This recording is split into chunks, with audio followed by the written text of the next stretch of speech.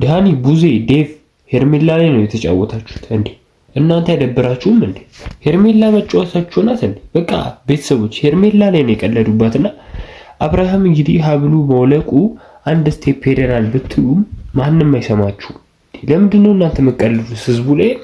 ለምን እኛ ህፃን ነን እንዴ? በጣም ዛሬ እንደ ህፃን ነው ላይ ያረጋችሁ እነሱና በጣም የሚደብር ነገር ነው ያረጋችሁት።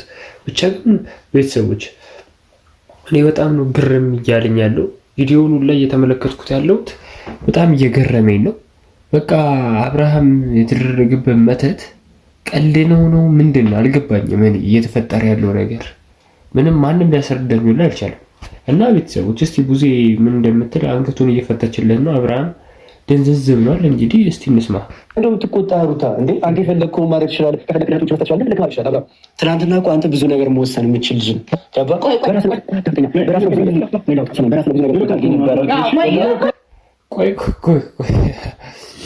በሬ ነው እንዴ አብርሃም? ምንድን ነው ለሶስት ለአራት አንገቱ ላይ የምፈቱት? አንድ ሀብል እኮ ነው የምፈቱት። እንዴ አስገድደው ይዘውት ምናምን።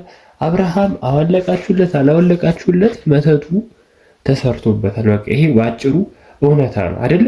እና አብርሃም እንግዲህ አንገቱን ብታስወልቁት አያስወልቁት ምንም የሚፈይድ ነገር የለም። እንግዲህ በጣም ነው የሚያሳዝነው። የአብርሃም ህይወት ተስተካክሎ ባይ ነው ደስ የሚለው እንጂ ሌላ ነገር አይደለም። አብርሃም ላይ ቀለዳችሁ፣ አሁን ደግሞ እኛ ላይ መቀለድ ማለት ምን እንደሚሉት እኔ የዛሬው ቪዲዮ ላይ ምን ደስ አላለኝም። እስቲ ወደ መጨረሻው አካባቢ እንይ።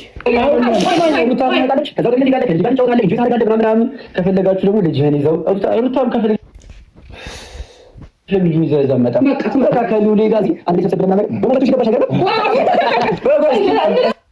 ቆይ በእናታችሁ በጣም የተጃጃሉ ነው መሰለኝ። እስቲ ቪዲዮን እስቲ አሳልፌ ላሳያችሁ ቤተሰቦች፣ አብርሃም እንደሆነና ሄርሜላም እንደሆነች ላሳያችሁ።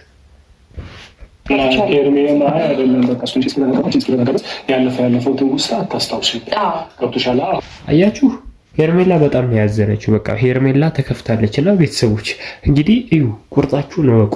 ምንም ማረጋችሁ ምን ታረጋላችሁ እናንተ ስታስቡት? እስቲ ያው አብርሃም እንኳን ደስ አላችሁ፣ ሀብሉ ወልቆላችኋል። ግን ያው ሀብሉ ወልቆ ምንም ማድረግ አይቻልም። እንግዲህ መተት ተደርጎበታል። እስቲ ይሄ ነገር መተት ነው የምትሉ አንድ ቁጥር ጻፉልኝ ቤተሰቦች። እኔ ሌላ ምንም አልላችሁ። ብቻ ቤተሰቦች ዛሬ ቪዲዮ ይሄን ይመስል ነበር። እንግዲህ ዋና ሐሳቤ ምንም ግልጽ አልሆነልኝም። እናንተ የምታውቁትን እስቲ ኮሜንት ላይ አስቀምጡልኝ። ዛሬ ተጃጅለዋል የምትሉ ደግሞ 2 ቁጥር ጻፉልኝ። ብቻ ወዳችኋለሁ፣ ከብራችኋለሁ። በቀጣይ ቪዲዮ እንገናኛለን። ቻው።